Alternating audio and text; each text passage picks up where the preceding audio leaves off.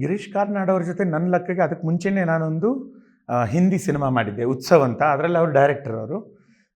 So ಅದರಲ್ಲಿ ಸ್ವಲ್ಪ ನನಗೆ ಆಲ್ರೆಡಿ ಅವ್ರ ಜೊತೆ ಒಂದು ಸ್ವಲ್ಪ ಒಡನಾಟ ಇತ್ತು. ಆದರೆ ಅವ್ರು ಎಷ್ಟು ಎಕ್ಸ್ಟ್ರಾರ್ಡ್ನರಿ ಆ್ಯಕ್ಟರ್ ಅಂತಂದರೆ, ಒಂದು ತಂದೆ, ಆ ಸ್ಟ್ರಿಕ್ಟ್ ಒಂದು ತಂದೆ ರೂಪದಲ್ಲಿ ಬಂದ ಆ ಕ್ಯಾರೆಕ್ಟ್ರಲ್ಲಿ ಕೂತಿದ ತಕ್ಷಣ ನನಗೆ ನಾನು ಸ್ವಾಮಿ ಆಗಿಬಿಡ್ತಾ ಇದ್ದೆ, ಅಷ್ಟೇ ಭಯ ಶುರು ಆಗೋದು. ಸೊ ಅದು ಅರ್ಧ ನೀವು ನನ್ನ ಮುಖದ ಮೇಲೆ ನೋಡೋ, ಅದರ ಸ್ವಾಮಿ ಮುಖದ ಮೇಲೆ ನೋಡೋ ಭಯ ನಿಜಾನೇ ಅದು, ಯಾಕೆಂದರೆ ಅವರಷ್ಟು ಸ್ಟ್ರಿಕ್ಟಾಗಿ ನೋಡೋರು ನನ್ನ.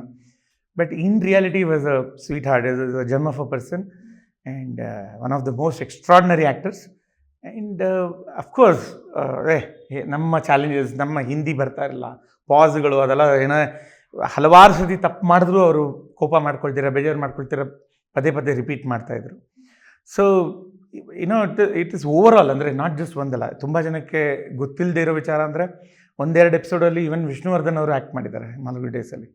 ಆ ಥರ ಹಲವಾರು top Marathi stage actors, Bombay stage actors ಆಗಲಿ, ನಮ್ಮ stage actors, all these people ಎಲ್ಲರೂ ಆ್ಯಕ್ಟ್ ಮಾಡಿದ್ದಾರೆ.